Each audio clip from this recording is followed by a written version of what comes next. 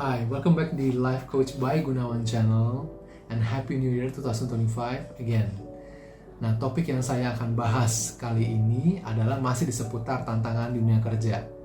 Bukan hanya untuk ditujukan pada Gen Z atau golongan milenial, tapi untuk semua golongan, baik itu pegawai, dengan bos, atau dengan manajemen. Topik yang satu ini memang hal simple, tapi bukan hal yang sepele atau remeh-temeh yang bisa mudah diabaikan begitu saja. Nah, saya dapat laporan dari survei from PricewaterhouseCoopers, yaitu PwC, yang dikutip dari di kompas.com di beberapa belakangan ini, dan juga highlight dari JobStreet Indonesia dan survei dari CNBC Indonesia di tahun 2024 yang menunjukkan bahwa kondisi bad communication atau komunikasi yang buruk merupakan satu kendala yang terbesar yang dihadapi di perusahaan saat ini. Nah, dari saya sendiri, saya juga menerima masukan dari berbagai HR partner atau human resources partner dari berbagai perusahaan, dan juga masukan dari coach professional bahwa kondisi saat ini untuk bad communication atau komunikasi yang buruk itu sangat memprihatinkan. Dari segi manajemen atau dari segi bos, bahkan sebaliknya. Saya akan share beberapa kondisi nanti, tapi saya akan kupas satu demi satu di berbagai episode. So, supaya kalian nggak terlalu overwhelmed atau nggak terlalu pusing untuk mencernanya. Oke? Nah, kita mulai dari kondisi yang pertama. Kondisi yang pertama yaitu instruksi yang tidak jelas, atau dengan nama lain bahasa kerennya adalah unclear instruction. Jadi hal ini bukan hal yang baru. Pasti kalian udah pernah merasakannya, atau you have experience bahwa instruksi yang tidak jelas ini tuh bisa happen to everyone. Baik dari segi pegawai, maupun dari segi seorang eksekutif, atau dari sisi manajerial di perusahaan tersebut. Nah, kita bahas nih teman-teman yang masih kerja di kantoran. Jadi bingung, karena kadang kita terima instruksi yang diberikan atasan itu nggak jelas, atau tidak cukup detail atau terperinci, sehingga kalian pun mengalami kesulitan untuk bisa memahami atau menerjemahkan apa yang sebenarnya diharapkan dari supervisor kalian, atau dari manajer kalian, atau dari bos kalian, whoever is in your direct superior. Ya contohnya mungkin seperti, kerjakan laporan ini, atau siapkan laporan tersebut, tanpa memberikan rincian mengenai isi dan format, atau hal yang diinginkan lebih detail lagi dari direct superior kalian atau atasan kalian.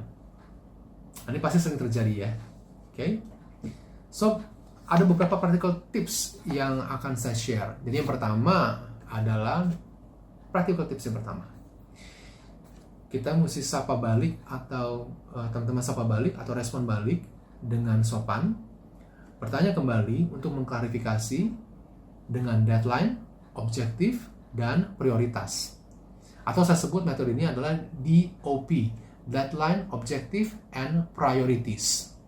Nah, DOP ini akan sangat penting membantu kalian, bukan hanya membantu kalian memahami proyek tersebut atau instruksi tersebut, tapi ini akan vice versa, atau sebaliknya, dua dari kalian sendiri dan dengan bos kalian akan lebih mudah memahami dari segi deadline, objektif, dan prioritas daripada tugas atau proyek tersebut. Ya, kita bahkan bisa mengkonfirm dengan pengertian diri kita sendiri.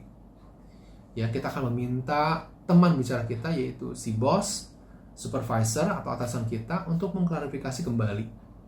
Ya, yaitu apakah pengertian atau pemahaman kalian sama dengan beliau. Karena tidak semua atasan atau senior kalian bisa mengartikulasikan instruksi mereka dengan fasih atau lancar atau dengan lebih jelas. Nah, ini juga perlu bantuan dari kalian juga. Tips yang kedua, ini pun juga berlaku bagi para manajer dengan atasannya. Jika kalian seorang manajer, kalian punya atasan yang senior manager, atau dengan GM, atau dengan presidir, atau dengan director level, metode DOP, yaitu Deadline, Objective, and Priorities, ini tetap berlaku. Tujuannya agar teman-teman bisa punya klarifikasi atau clarity atau pemahaman yang benar untuk menghindari yang namanya miscommunication, misunderstanding, yang bahkan lebih fatal lagi, you miss your target. Itu yang tidak bisa kita abaikan. Okay? Ini pasti akan berpengaruh pada performance kalian atau kinerja kalian sebagai seorang employee atau pegawai di perusahaan tersebut. Okay? Pasti kalau jika kalian menemukan miscommunication, misunderstanding, dan miss target, tentu efeknya akan terjadi efek domino atau efek yang berkelanjutan.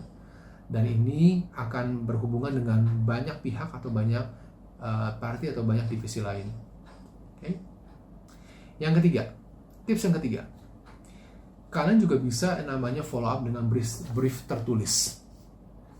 Ya, bisa lewat dengan email. Jadi kalian bisa lebih tahu dengan lebih jelas apa informasi dari deadline tersebut, objektif tersebut, prioritas tersebut. Jadi bisa dilakukan dengan email.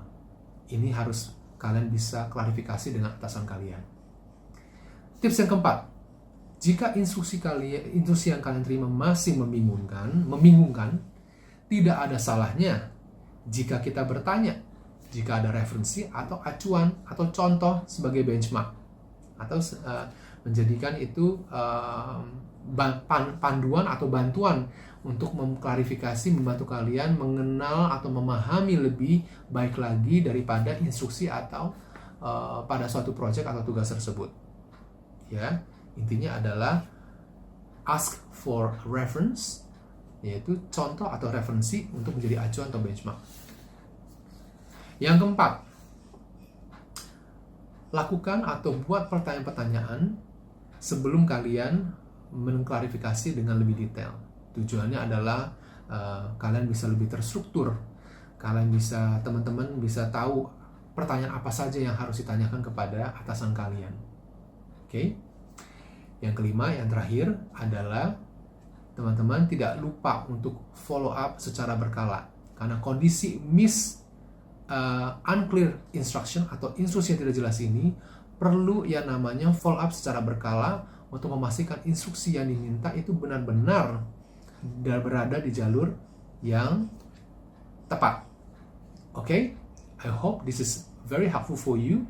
Jika kalian punya ada pertanyaan kembali, then you can DM me atau direct message me in the Instagram, TikTok, ataupun YouTube di Life Coach by Gunawan channel. Semangat!